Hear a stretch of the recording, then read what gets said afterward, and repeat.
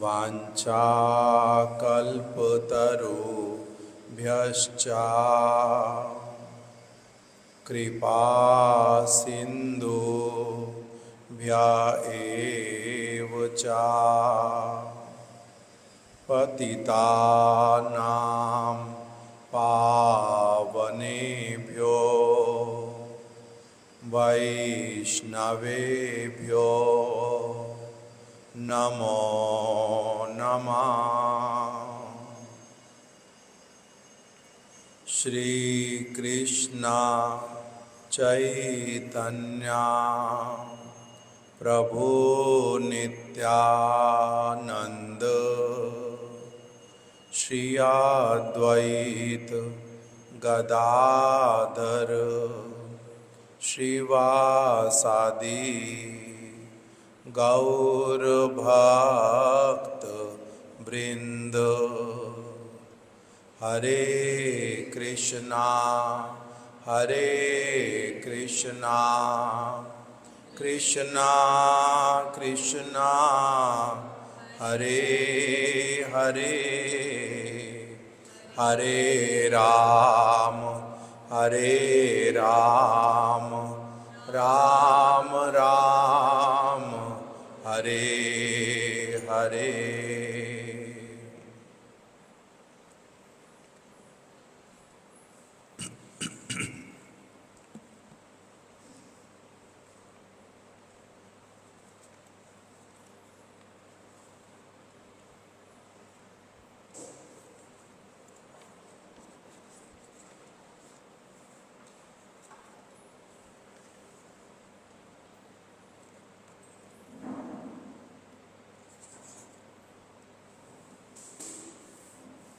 आज हम लोग श्री चैतन्य महाप्रभु के परिकर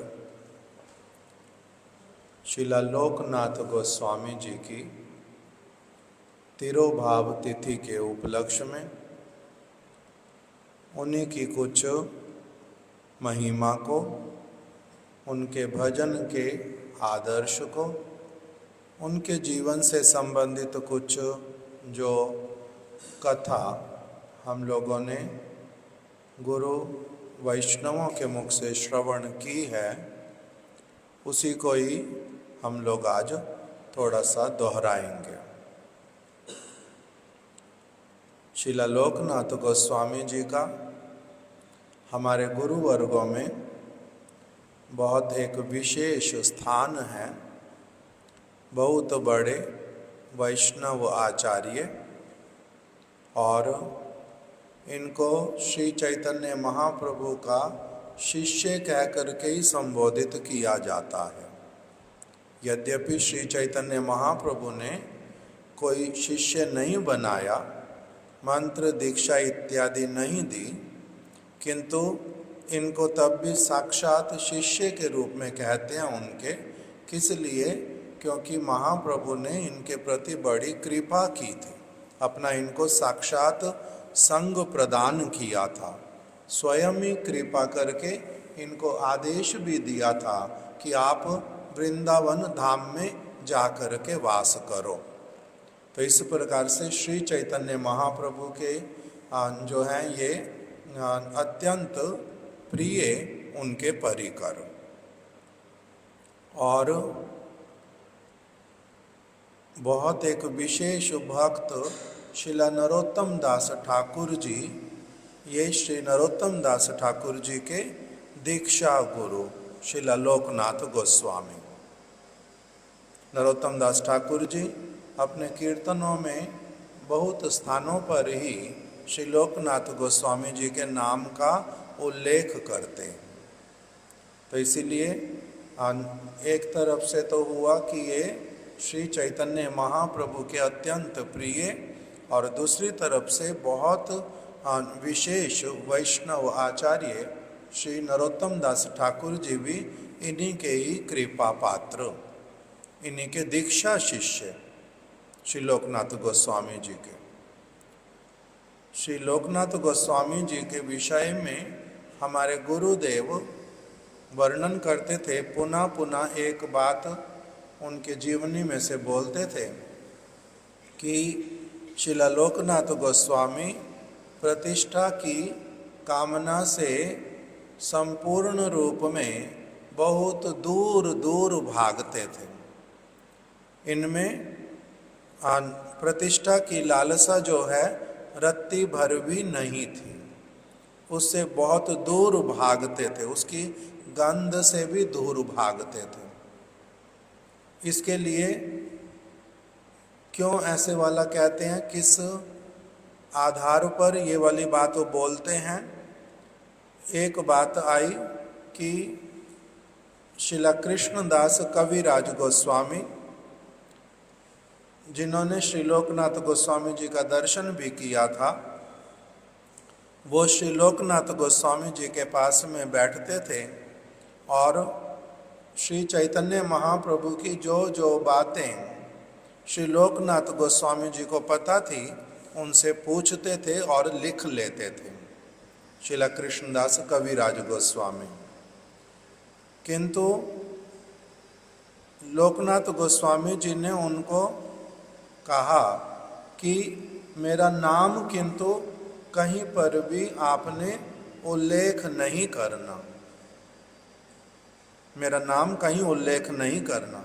इसलिए चैतन्य चरितामृत में इनका नाम किसी स्थान पर नहीं आता श्री लोकनाथ गोस्वामी जी का, कि उनसे कविराज गोस्वामी जी को उनसे क्या क्या सुनने के लिए मिला, उनको उसका नहीं पता चलता कि कौन सी बातें लोकनाथ गोस्वामी जी ने बताई थी। क्यों? क्योंकि नाम लिखने से मना कर दिया। और कविराज गोस्वामी जी हैं, उन्होंने भी इनकी आज्ञा का पालन किया, उल्लंघन किया नहीं इनकी बात का, गुरु जान करके। एक ये वाली बात से गुरुदेव कहते थे पता चलता है कि कैसे प्रतिष्ठा की कामना से संपूर्ण रूप में दूर थे। और दूसरी कौन सी बात है उनकी, कि वो कोई भी शिष्य धारण नहीं करेंगे, अपने आप को सदैव वो बहुत निम्न अवस्था में देखते थे।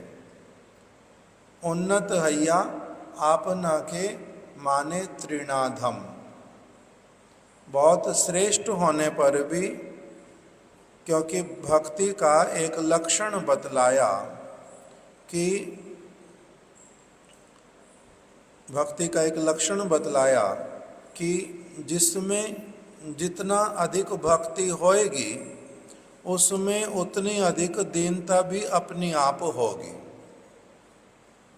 हमारे महाराज जी सरल उदाहरण देते थे कि जैसे एक वृक्ष पर जब बहुत सारे फल लगते हैं तो वो वृक्ष अपने आप से झुक जाता है, वो झुक जाता है।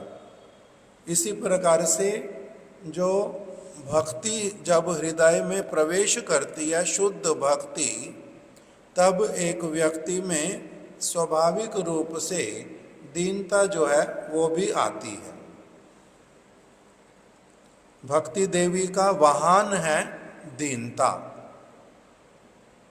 श्रील सनातन गोस्वामी जी ने बृहद भागवतामृत में ऐसा वर्णन किया है। लक्ष्मी जी का वाहन क्या है? गरुड़।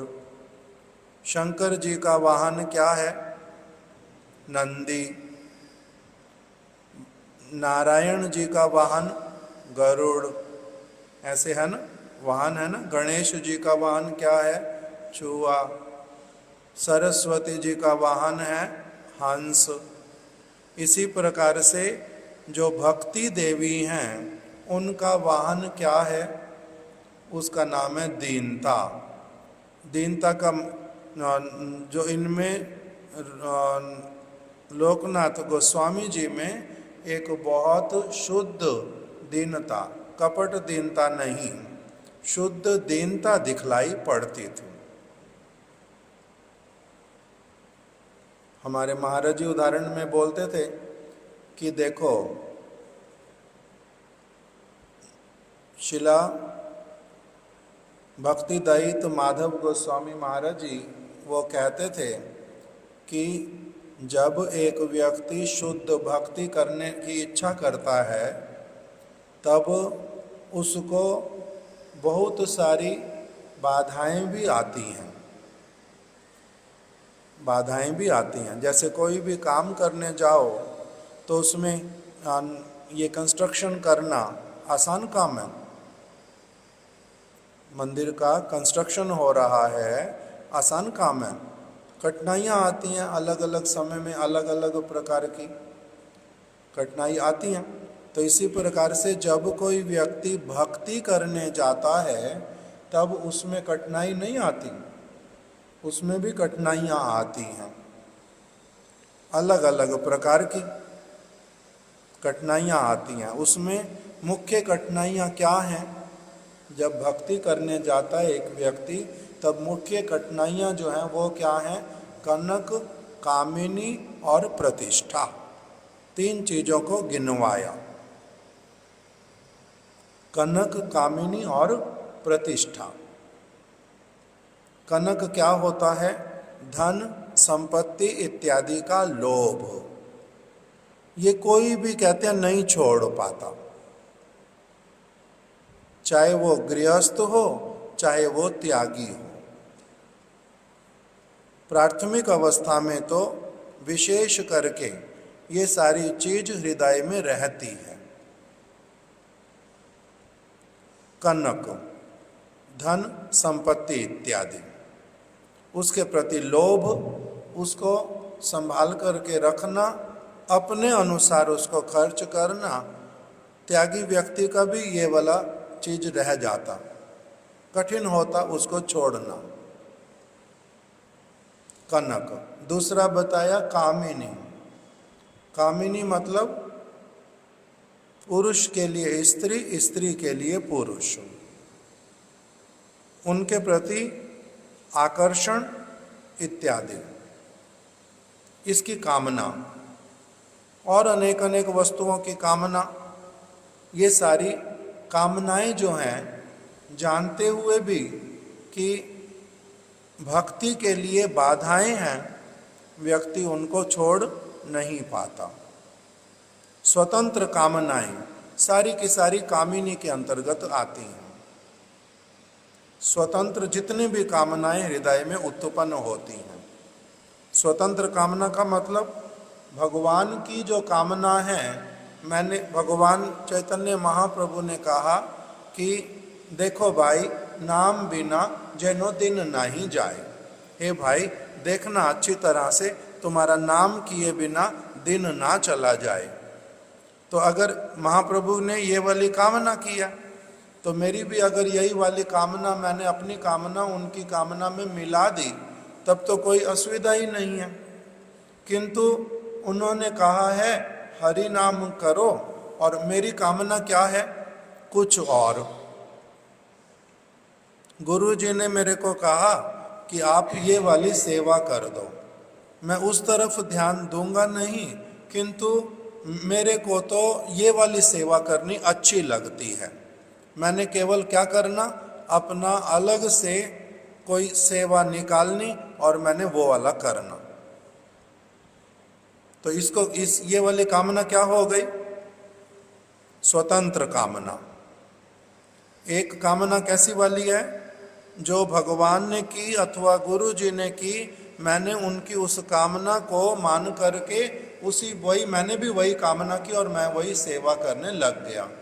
तब तो ये वाली कामना को स्वतंत्र कामना नहीं कहते। किंतु अगर मैंने अपनी इच्छा अनुसार कुछ करना प्रारंभ किया, गुरु जी उसमें 1000 निषेध भी करें तब भी मैं करूँगा, तब उसको क्या कहते हैं? ये वाली कामना स्वतंत्र जो है वो भगवान की भक्ति में बाधक है, वो भक्ति में बाधक है।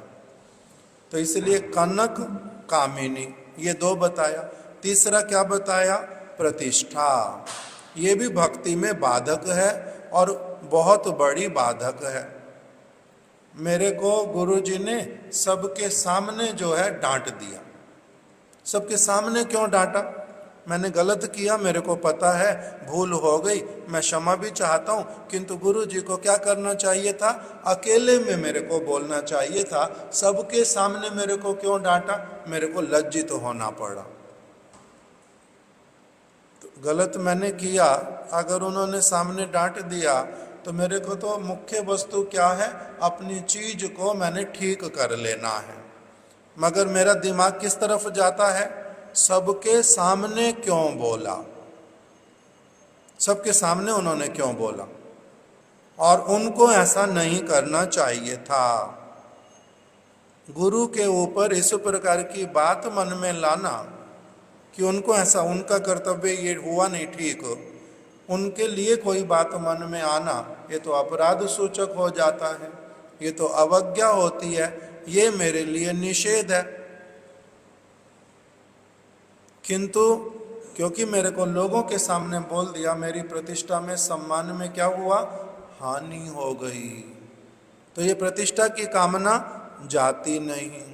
मैंने कोई सेवा कार्य किया, गुरु जी को पता ही नहीं चला, उन्होंने मेरा नाम किसी को बताया तक भी नहीं कि मैंने ये वाली सेवा की है।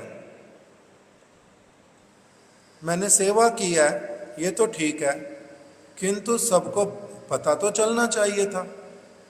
ये प्रतिष्ठा की कामना जो है जाती नहीं है।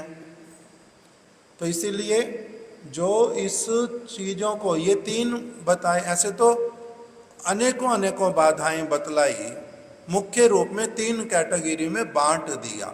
कनक कामिनी प्रतिष्ठा, प्रभुपाद जी ने कहा कनक कामिनी प्रतिष्ठा भागिनी, छाड़ी आछे जारे सही तो वैष्णव।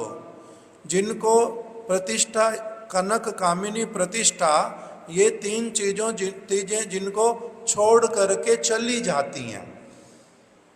धन हमारे को छोड़ के जाता है ना, हमें धन को छोड़ना पड़ेगा। कामिनी हमें छोड़ के जाएगी, कामनाएं हमें छोड़ के जाएंगी, या हमें कामनाओं को छोड़ना पड़ेगा। प्रतिष्ठा हमारे को छोड़ के जाएगी या प्रतिष्ठा को हमें छोड़ना पड़ेगा? हमें छोड़ना पड़ेगा, हमें छोड़ना पड़ेगा। गाय वाली माता भी बोलती है हमें छोड़ना पड़ेगा, ऐसे ऐसे दिखा रही। तो महाराज जी किंतु बोलते हैं नहीं, इसका उल्टा है। कनक कामिनी और प्रतिष्ठा वो हमें छोड़ करके जाएगी। अगर हम भक्ति करेंगे, कनक कामिनी प्रतिष्ठा भागिनी छाड़ी आछे जारे, ये तीन चीजें जिनको छोड़ करके चली गई हैं। छोड़ करके चली गई हैं का मतलब क्या हुआ? कि ये पास में रहे, धन रहे, संपत्ति रहे, कनक रहे, कामिनी रहे, प्रतिष्ठा रहे, ये उसको वैल्यू ही देते नहीं हैं। शिला हरिदास ठाकुर के पास में लक्ष्य हीरा आ गई, उन्होंने लक्ष्य हीरा को छोड़ा, न लक्ष्य हीरा ने उनको छोड़ा। लक्ष्य हीरा ने उनको छोड़ा कि ये मेरे किसी काम का नहीं है, जो मैं चाहती हूँ ये वो मेरी इच्छा पूरी करेंगे ही नहीं, ये तो अपनी चीज में निमग्न है। हरे कृष्णा कृष्णा कृष्णा हरे हरे, हरे राम राम राम हरे हरे, हरे कृष्णा कृष्णा कृष्णा हरे हरे, हरे राम राम राम हरे हरे। तुम आके खड़ी हो, खड़ी रहो, तुम बैठना चाहती हो, बैठ जाओ, तुम्हारे मन में कुछ कामना, वो अपने कामना मन में रखो। मेरी कामना किंतु जो है वो क्या है? मेरा तो हरि नाम का व्रत है, मैं वो हरि नाम का व्रत ही अपना पूरा करता हूँ। उसके अतिरिक्त मेरे को अगर समय होगा तो तुम्हारी बात सुनूंगा भी, कुछ करूँगा भी, नहीं तो कुछ नहीं करूँगा। तुम अपने हाव दिखाओ, भाव दिखाओ, अंग उघाड़ करके दिखलाओ, बैठे रहो, जो कुछ भी क्यों नहीं करो। उन्होंने छोड़ा उसको, उन्होंने कहा निकल जा यहाँ से, मेरा मन चंचल करने के लिए आ गई है। भाग यहाँ से माया कहीं की, कुछ भी बोलते हैं? कुछ भी नहीं बोलते। तो किसने छोड़ा उनको? कामिनी ने, कि ये अलग प्रकार के प्राणी हैं। तो इसीलिए कनक धन संपत्ति सनातन गोस्वामी जी के पास में आ गई। उन्होंने क्या किया? उसको वैल्यू ही दिया नहीं, उसको लेकर के सोना नहीं बनाया। चिंतामणि मिली थी, स्पर्श मणि मिली थी, उन्होंने उसको पकड़ करके सोना बना बना करके मंदिर बना देते हैं बहुत सारे। कोई भी ऐसी कामना तो किया नहीं। उनके निकट में आकर के इस वस्तु को उन्होंने कैसा समझा? अपवित्र। इसका दर्शन होने से ही उल्टा मेरा क्या हो गया? अपवित्रता स्पर्श किया। इसलिए चलो गंगा जमुना जी में वस्त्र के साथ में स्नान ही कर लेता हूँ। क्यों ऐसा मेरा दिन आया? इसको देखना पड़ा मेरे को। वो अलग तरह की स्थिति है। तो इसीलिए महाराज जी बोलते थे, कनक कामिनी प्रतिष्ठा भागिनी, प्रतिष्ठा भागिनी छाड़ी आचे जा रहे, कि मुक्ति देवी आ गई, ये आदर ही नहीं करते। भगवान कह रहे हैं कि मैंने अपने भक्त को कहा कि तुम मुक्ति ले लो, वैकुंठ में आ जाओ, मेरे जैसा स्वरूप तुम्हें दे दूंगा, मेरे जैसा तुम्हारे को ऐश्वर्य दे दूंगा। और ये क्या कहते हैं कि हमें चाहिए ही नहीं, हमें चाहिए ही नहीं। क्यों? उसका मैंने करना क्या? मेरे जीवन में उसकी वैल्यू नहीं है, मेरे तो जीवन में वैल्यू नहीं है उसका। तो इसीलिए कनक कामिनी प्रतिष्ठा भागिनी छाड़ी आचे जा रे, जिनको वो वस्तु स्वयं छोड़ के चली जाती है। कि ये क्या करते हैं? मेरे को अनादर करते हैं, मेरे को वैल्यू ही नहीं देते, वही छोड़ के इनको चली जाती है। तो से ही तो वैष्णव, वही व्यक्ति वैष्णव है। से ही अनासक्त। ये कैसे हैं? आसक्त है ही नहीं किसी भी चीज में। वृंदावन में आ गए लोकनाथ गोस्वामी जी, कैसे रहते हैं? वन में, कभी कहीं कभी कहीं कभी कहीं। लोग उनको कुटिया बना के देना चाहते, वो कुटिया में रहेंगे ही नहीं, कुटिया चाहिए ही नहीं। किस लिए नहीं चाहिए? इसको बंद करके रखो, इसकी सफाई करो समय समय पर, छत में कहीं पानी आने लगे उसको ठीक करो। क्यों इस तरह का झमेला अपने जीवन में मैंने पालना है? जब मैं वृंदावन में आ ही गया हूँ, स्नान करने के लिए जमुना जी हैं, मल मूत्र त्याग करने के लिए स्थान है पड़ा, भोजन भिक्षा करके मांग लेता हूँ, रहने के लिए इस तरह का स्थान मेरे को चाहिए क्यों? एक तरफ से देखो कितना जीवन को सरल करके रखा हुआ है, अपना मन अपनी पूरी एनर्जी किस तरफ लगा करके रखते हैं। इसमें से किसी चीज की तरफ ध्यान ही ना देना पड़े, कुछ रखते ही नहीं पास में। अभी भोजन कर लिया, रात के लिए रखूं, ऐसी तो चिंता करते नहीं। अभी पा लिया, कल कुछ क्या पाऊंगा उसका चिंतन इन लोगों को होता नहीं। ये लोग भगवान के ऊपर पूर्ण रूप में निर्भर हो। बंदर को कुछ रखना पड़ता संभाल करके, हाथी अपना भोजन इकट्ठा करके रखता है, चीता नहीं। हर रोज भगवान जो चीज भाग्य में देते हैं उसी को खा करके कितने कितने वर्षों तक रह करके चले जाते हैं। तो इसी प्रकार से मनुष्य, अब हम लोगों को ये सारी चीजें सुनने में समझने में भी असुविधा होती है। कैसे कैसे रहते होंगे? सर्दी का समय आता होगा, कहाँ जाते होंगे,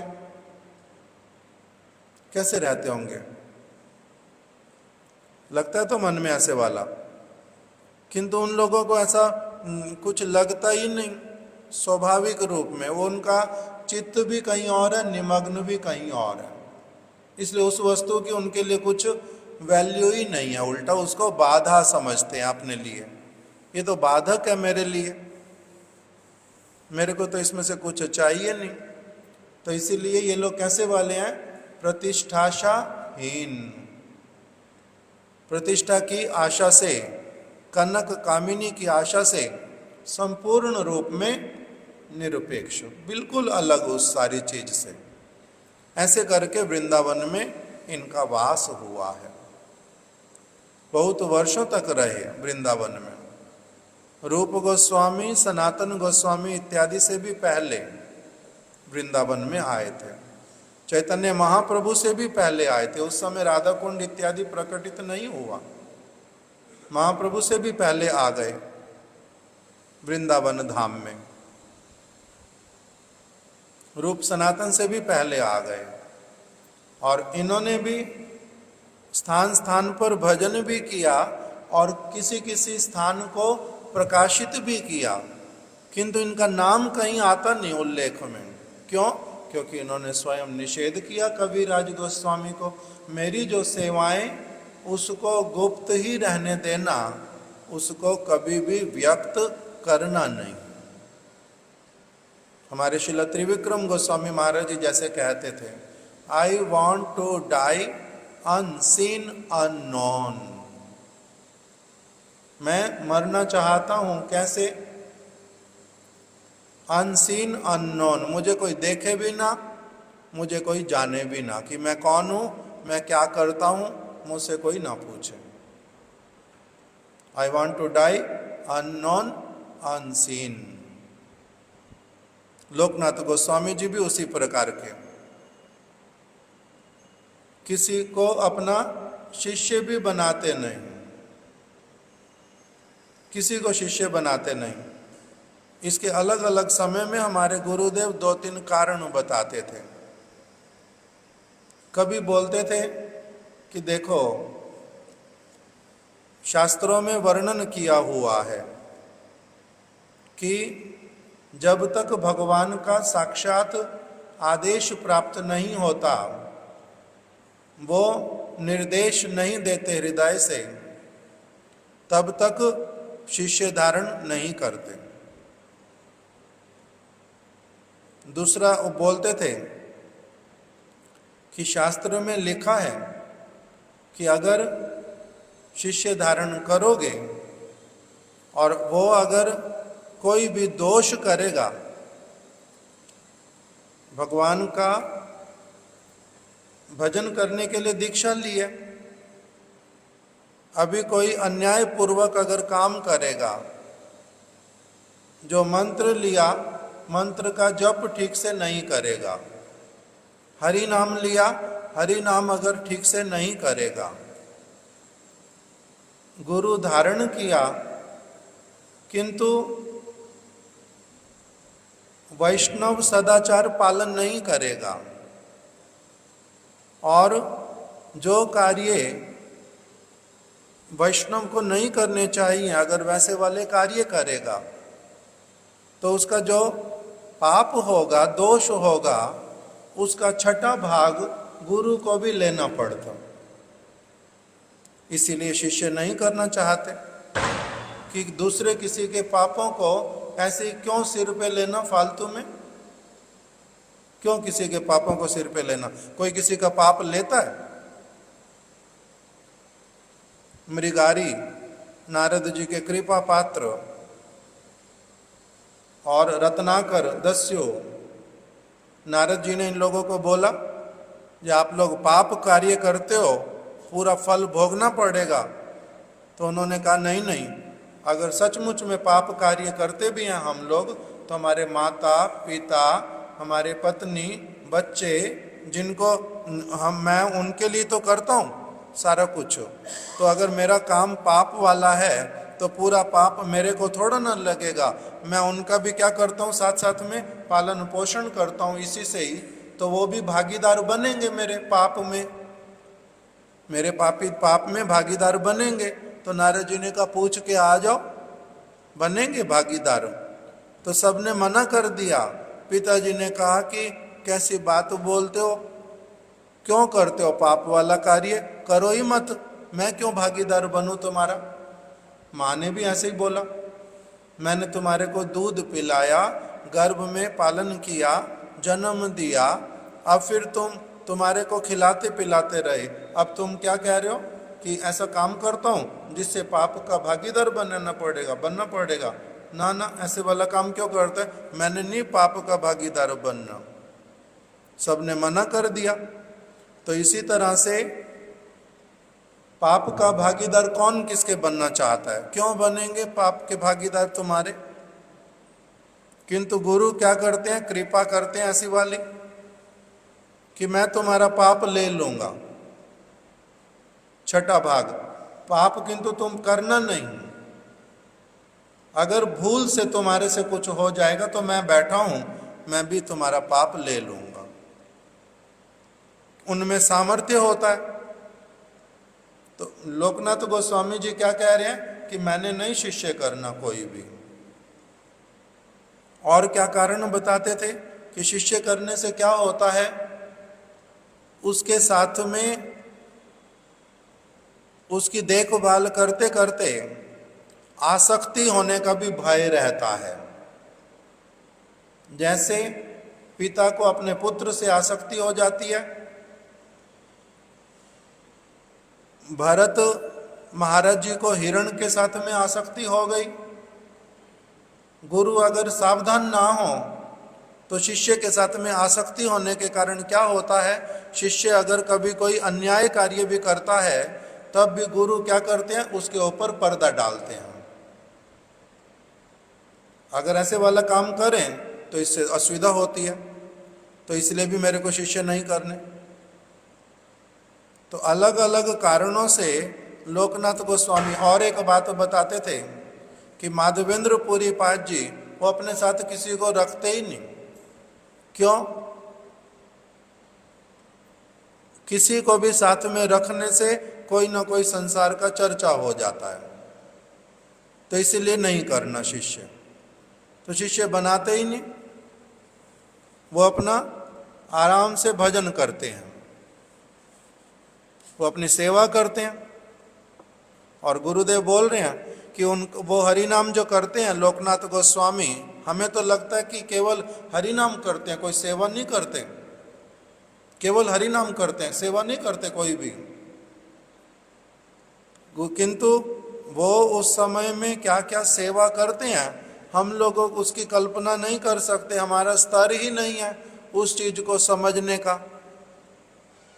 कि शुद्ध हरि नाम करते समय एक व्यक्ति क्या सेवा करता है, हमारा उसका अनुमान नहीं है। हमारे लिए जैसे गुरुदेव कह रहे हैं, हम लोग बैठ के माला करते हैं हरे कृष्णा, क्यों? बहुत बार करते हैं सेवा से बचने के लिए भी कि आमी माला आची, मैं तो माला जप कर रहा हूँ, सेवा नहीं करूँगा।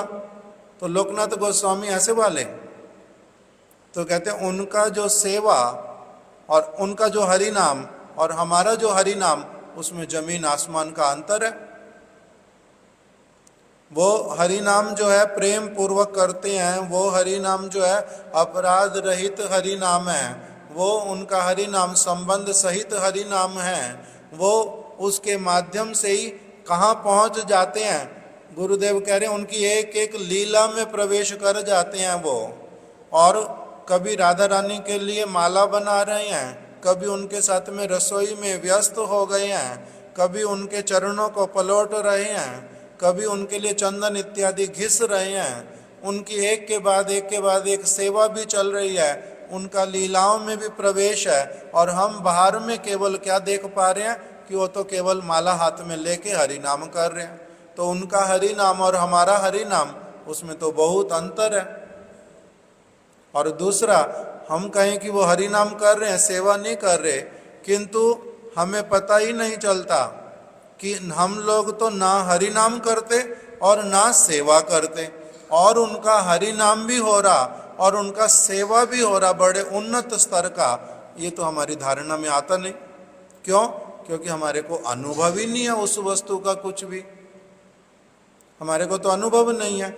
जब हरि नाम कर रहा है कोई व्यक्ति शुद्ध रूप में, तो वो क्या करता है उस समय? हे राधे, हे श्री कृष्ण, आप मेरे को अपने चरण कमलों की सेवा प्रदान करो। और उनको फिर साथ साथ में लोकनाथ गोस्वामी जी जैसे ही ये कामना करते हैं, अपनी आप से राधा कृष्ण परिकरों सहित उनकी सेवा लेने के लिए आ भी जाते, कि बोल रहे थे ये सेवा करोगे तो ये सेवा करो, ये सेवा करो, ये सेवा करो। उनको तो साक्षात सेवा मिलने लग जाती, और हम लोगों को पता नहीं चलता वो सारा कुछ। क्यों? क्योंकि हम लोग अभी स्थूल शरीर में आबद्ध हैं, हमें नहीं पता चलता, इसलिए उनका स्थिति तो अलग है। इसीलिए वो गुरुदेव कहते हैं ऐसे अगर सेवा में निमग्न ना हो कोई, ऐसे कर सकते हैं क्या? ऐसे वास कर सकते हैं? ऐसे तो कर नहीं सकते वास। और बात बताते थे कि कैसे लोकनाथ गोस्वामी जो हैं बहुत श्रेष्ठ भजनानंदी। भजनानंदी क्या होता है? जैसे पहले सुना, प्रतिष्ठा की आशा से पूर्ण रूप में परे, प्रतिष्ठाशा दृष्टा स्वापच रमणी में हृदय नटेत, कथम साधु प्रेमा स्पृशति शुचिरेतन ननो मना। इसका अर्थ है, अगर किसी व्यक्ति के हृदय में, मन में प्रतिष्ठा की कामना अगर बहुत भरी पड़ी तो उससे क्या होता है? प्रतिष्ठाशा दृष्टा, इसको कहा ये धृष्टा है। धृष्टा मतलब प्रतिष्ठाशा दृष्टा स्वापच रमणी में हृदय नटेत। धृष्टा का मतलब होता है दुष्चरित्रा। दुष्चरित्रा मतलब वैश्या। प्रतिष्ठा आशा दृष्टा मतलब कि अपवित्र वस्तु। धृष्टा खराब चरित्र वाली, प्रतिष्ठाशा दृष्टा। स्वापच रमणी, इसको कहते हैं चांडालिनी, कुत्ते का मांस खाने वाली, उसको बोलते हैं चांडालिनी। प्रतिष्ठाशा दृष्टा स्वापच रमणी में हृदय नटेत, मेरे हृदय में अगर ये चीज नाचती रहेगी। हृदय में नाचने का मतलब क्या होता है? कि मैंने उसको केवल देखा नहीं है, मैं उसके प्रति केवल आकर्षित नहीं हुआ, मैंने उसको देखा, मैंने उसके प्रति आकर्षित हुआ, मैंने उसको क्या किया? एकदम से छिपा करके अपने हृदय के भीतर में रख करके उसको गले लगाता हूँ, उसको प्यार करता हूँ, उसको आलिंगन करता हूँ, चुम्बन करता हूँ। अगर उसको थोड़ा सा भी कोई कुछ कह दे, मैं एकदम से कैसा पागल जैसा हो उठता हूँ। कोई मेरी प्रतिष्ठा में थोड़ा सा लाघव कर दे, मेरे को कथा में बुलाया, मेरे को नीचे बिठा दिया, ऊपर बिठाया नहीं, एकदम से हालत खराब होती है। फिर सबको माला पहनाई, मेरे को माला नहीं पहनाई। अच्छा, सबका नाम अनाउंस किया, ये लोग यहाँ पर आए हैं, और मेरा नाम बोला ही नहीं। अच्छा, सबको इन्होंने प्रणामी दी, मेरे को भूल गए। अच्छा, मैं इनसे मिलने आ रहा था, मेरे को एकदम से कह दिया कि जाओ जाओ, थोड़ी देर के बाद में आना। मेरे साथ ऐसे वाला व्यवहार कर दिया। मैं अभी बैठने ही लगा था, मेरे को कहते उठो उठो, यहाँ नहीं बैठो, वहां जाके बैठो। तो छोटी छोटी चीज मेरे को कितना अधिक लग जाती है और कितने दिनों तक लगती रहती है। तो इसका मतलब क्या है? मैंने इसको क्या किया हुआ है? अपने हृदय में बहुत अच्छी तरह से स्थान दे करके पाला पोसा हुआ है उसको अच्छी तरह से। इसका नाम है कि हृदय में उसको स्थान देना। प्रतिष्ठाशा दृष्टा स्वापच रमणी, दृष्टा है जो वैश्या है, चंडालिनी है, वैश्य चरित्र वाली वस्तु चंडालिनी को मैंने अपने हृदय में बिठाया हुआ है और बड़े कस के उसको पकड़ा हुआ है। मैं पवित्र कैसे होऊंगा? मैंने शराब की बोतल को लेकर के उसको अच्छी तरह से गले से लगा करके कपड़े के अंदर छिपा करके ढक करके रखा हुआ है, और मैं क्या करूंगा? मैं बहुत पवित्र हूं, अभी मैं भगवान की सेवा करने जा रहा हूं। कर सकते हैं ऐसा? शराब की एक बूंद का स्पर्श होने से, मांस के एक छोटे से टुकड़े को स्पर्श करने से क्या हो गया? मैं साथ साथ में अपवित्र हो गया, मैं तो अपवित्र हो गया। उसको लेकर के तो सेवा होती नहीं। तो इसलिए कह रहे हैं प्रतिष्ठाशा दृष्टा स्वापच रमणी में हृदय नटेत, मैंने उसको क्या करके रखा हुआ? उल्टा मेरे लिए नाचती रहे, मेरे लिए नाचती रहे, मेरे को आनंदित करती रहे, मेरे को आनंदित करती रहे। तो कह रहे हैं ऐसे वाला जो चाहता है व्यक्ति, उसका क्या होगा? कथम साधु प्रेमा, उसको जो शुद्ध प्रेम, प्रशंसनीय भगवान का प्रेम, ये तो भीतर ही प्रवेश नहीं कर सकता भगवान के मंदिर में, ये उनकी सेवा ही नहीं कर सकता, भगवान इसको अपनी किसी चीज को स्पर्श ही नहीं करने देंगे। क्यों? क्योंकि इसने तो चांडालिनी वैश्या को गले लगा करके अपना अपवित्रता धारण किया हुआ है। तो इसीलिए इसमें भगवान का प्रेम जो है वो थोड़ा सा भी कैसे उत्पन्न होएगा? कैसे उत्पन्न होएगा? कथम साधु प्रेमा, जो साधु के हृदय में प्रेम होता है, शुद्ध प्रेम होता है, पवित्र प्रशंसनीय प्रेम जो है, साधु प्रेमा, कथम साधु प्रेमा स्पृशति, उसको स्पर्श भी कैसे करेगा? कैसे करेगा? नहीं कर सकता, उसको करेगा ही नहीं। और लोकनाथ गोस्वामी कैसे हैं? वो कभी रो रही हैं, कभी मुंह में लोटपोट खा रहे हैं, भगवान की निरंतर कथा बोलते हैं, भगवान उनके पास अपनी आप से राधा विनोद के रूप में कृष्ण स्वयं ही अपने हाथ में विग्रहों को उठा करके उनको देने के लिए आ गए, जो ये लो, ये सेवा करो इनकी विग्रहों की, मैं तुम्हें दे रहा हूँ।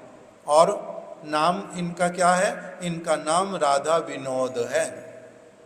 कृष्ण ने स्वयं ही उनको उमराव गांव में, ब्रज में, छाता के पास में छत्रवन, दूसरी तरफ उमराव गांव में किशोरी कुंड है, उस किशोरी कुंड के निकट ये बैठते थे, भजन कर रहे थे।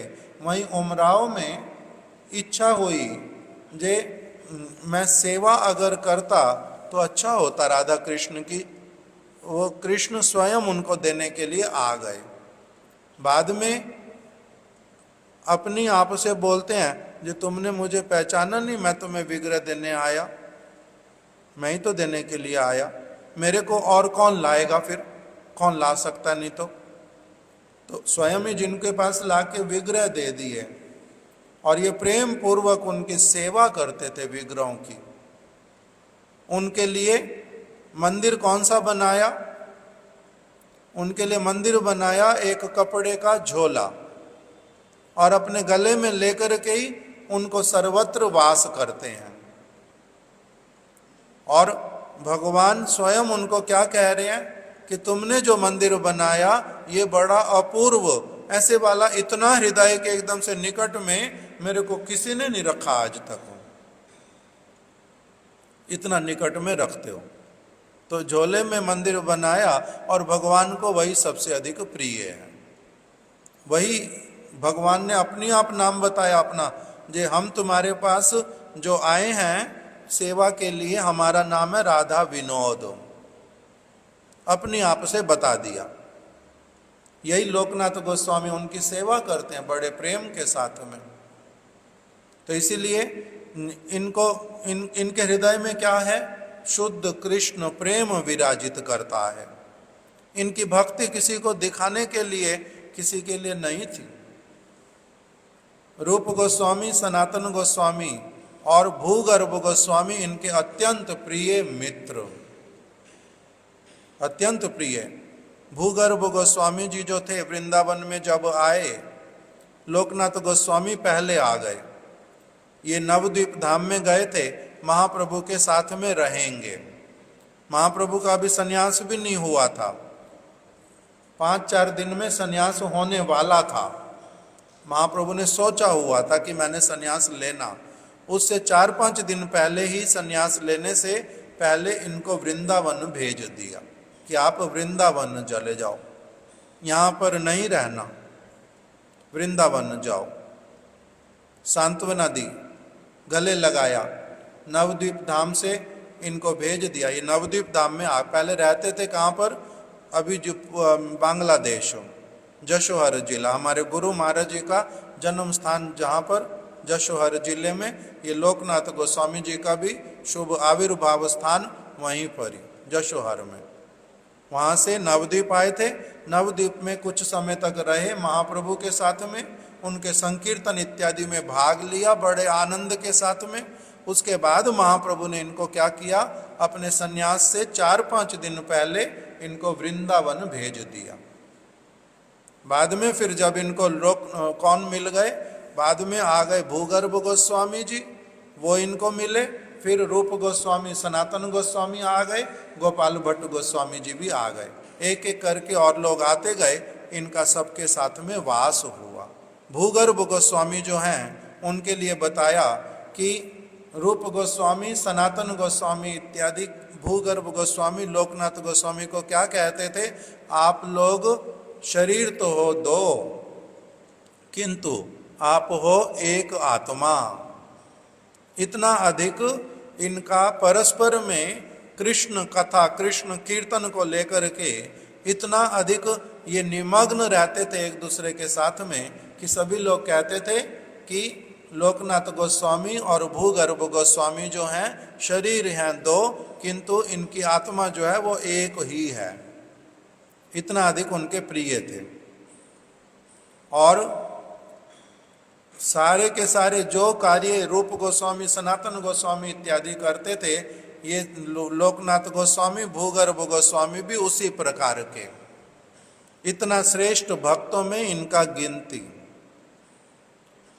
मथुरा में जब रूप गोस्वामी, रघुनाथ दास गोस्वामी, सनातन गोस्वामी, बहुत सारे भक्त लोग जब वो मथुरा में 1 महीने तक रहे, गोपाल देव का दर्शन किया था। श्रीनाथ जी जो है अभी 1 महीना उनका दर्शन किया, मथुरा में वास किया। लोकनाथ गोस्वामी जी भी उनके साथ में 1 महीने तक रहे थे और बड़े आनंद पूर्वक इनका सब समय उनके साथ में ऐसे श्रेष्ठ श्रेष्ठ भक्तों के साथ में उठना और बैठना।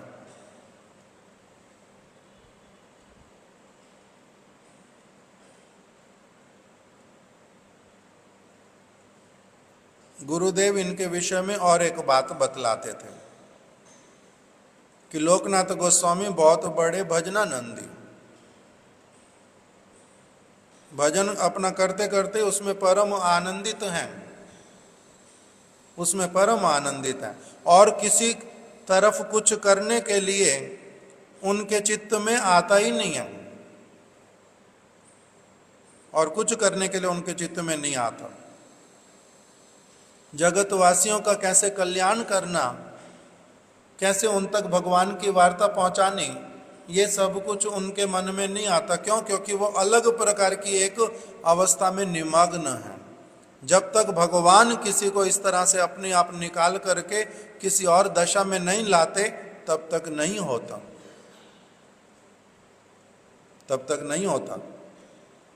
इसलिए बहुत अच्छी तरह से इनका व्याख्या करते थे भजनानंदी। सेवा नहीं करेंगे, हमारे महाराज जी बोलते थे शिष्य नहीं करेंगे। इनको क्या हुआ? इनका व्रत टूट गया। नरोत्तम दास ठाकुर जी ने अपनी सेवा से, अपनी भावनाओं से इनकी प्रतिज्ञा को बदलवा दिया। इनकी प्रतिज्ञा बदल गई, शिष्य बना लिया नरोत्तम दास ठाकुर को। पहले प्रतिज्ञा की हुई, शिष्य बनाना नहीं, बाद में प्रतिज्ञा बदल गई। हमारे महाराज इस बात को बोलते थे कि भगवान और भगवान के ऐसे वाले इतने उन्नत भक्त लोकनाथ गोस्वामी जैसे, इनकी प्रतिज्ञा कैसे बदल जाती है? कैसे बदल गई इनकी प्रतिज्ञा? प्रतिज्ञा की हुई है, व्रत लिया हुआ है, बदल कैसे जाता है? कहते प्रेम के कारण बदल जाता है। भगवान वो क्या करते हैं? किसी की सेवा से इतना अधिक वशीभूत हो जाते हैं, उसके प्रति प्रसन्न हो जाते हैं कि अपनी प्रतिज्ञा बदल देते हैं। भगवान सबके सेव्य हैं, वो सेवा करने लग जाते हैं। और क्या कहते हैं? ये अथा माम प्रपद्यन्ते, जो जैसे मेरा भजन करता मैं भी उसका वैसे ही करता हूँ। प्रतिज्ञा उनकी भंग हो जाती कि मैं नहीं कर पा रहा गोपियों की वैसी वाली सेवा जैसी वो मेरी करती हैं। लोकनाथ गोस्वामी की प्रतिज्ञा भी भंग हो गई। क्यों? क्योंकि शिष्य ऐसा मिला, इनके गुणों से बहुत मुग्ध हैं, इनकी ऐसी वाली सेवा, जैसे करके सेवा मिले इनकी सेवा करने लग जाते। क्या सेवा करते थे? महाराज जी हमारे बोलते थे कि उन्होंने क्या करना, जिस स्थान पर ये मल त्याग करने के लिए जाएंगे उस स्थान को लोक नरोत्तम दास ठाकुर साफ कर देते। वहाँ आसपास में जहाँ पर सरोवर है, जल है, वहाँ हाथ धोएंगे, कुछ भी करेंगे, वो सरोवर को सब तरफ से साफ कर देते। वहाँ की मिट्टी को छान करके रख देते, कंकर तिनका कुछ आएगा ही नहीं बीच में, ऐसी वाली सेवा करते। तो इसलिए इनका हृदय जो है उनके लिए बदल गया। तब उनको कृपा की दीक्षा इत्यादि प्रदान की। बाद में ऐसी वाली एक लीला की कि उनको भेज दिया, कहाँ चले जाओ, प्रचार करने के लिए जाओ, बंगाल में प्रचार करने के लिए उनको भेज दिया। अलग प्रकार की लीलाएं दिखलाई, बहुत सारी उनकी कथा।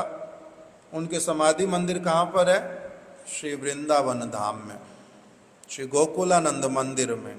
आज वहाँ पर बड़ा उत्सव होता है। आज समाधि मंदिर को अच्छी तरह से सजाते हैं, बहुत सारे कीर्तन गान करते हैं, भक्त लोग स्थान स्थान से वहाँ जाकर के दर्शन करते हैं लोकनाथ गोस्वामी जी के। समाधि का मतलब होता है जिस स्थान पर वो सब समय के लिए विराजित हैं, सब समय के लिए विराजित हैं, वहाँ से कृपा करते हैं। इसलिए उनका तिथि आने पर उनका पूजा करने का विधान, उनका स्मरण करने का विधान, ये श्री चैतन्य महाप्रभु के बहुत प्रमुख भक्तों में से श्री लोकनाथ गोस्वामी। इनका कृष्ण लीला में इनका नाम बताया श्री लीला मंजरी। और श्री भूगर्भ गोस्वामी जो है उनका नाम श्री प्रेम मंजरी।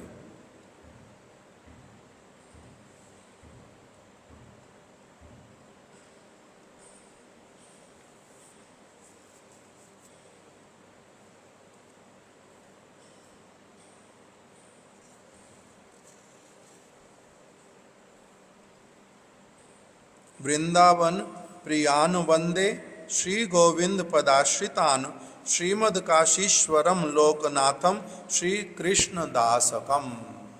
श्रीला सनातन गोस्वामी जी जो हैं उन्होंने अपने, जब उन्होंने वैष्णव तोषणी लिखी, दशम स्कंद की टीका अपनी जब लिखी, उसमें सबसे पहले उन्होंने 3 वैष्णवों की जो है वंदना की। अब देखो किस किस प्रकार के विचार हैं यहाँ पर। कृष्णदास कविराज गोस्वामी, वो सनातन गोस्वामी जी के शिष्य तुल्य हैं, उनकी भी वंदना कर रहे हैं। श्रीमद काशीश्वरम, काशीश्वर पंडित की वंदना की। लोकनाथम, श्री लोकनाथ दास गोस्वामी जी की। और तीसरा श्री कृष्ण दासकम, श्री कृष्णदास कविराज गोस्वामी की। तीनों की वंदना कर रहे हैं। वृंदावन प्रियान वंदे श्री गोविंद पदाश्रितान, वृंदावन प्रिय श्री गोविंद पदाश्रित।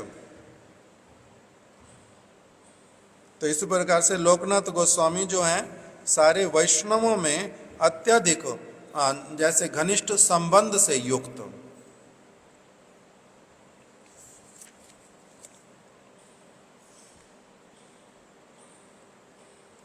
किशोरी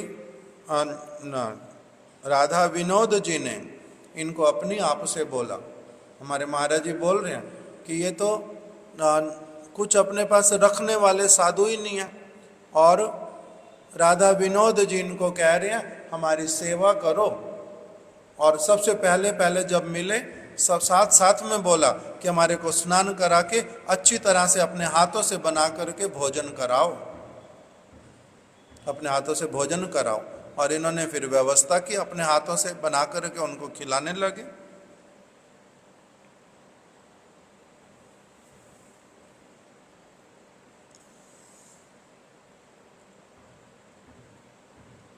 शुद्ध सेवा के द्वारा कोई भी व्यक्ति प्रसन्न होता है, ये उदाहरण लोकनाथ गोस्वामी के जीवन में मिला।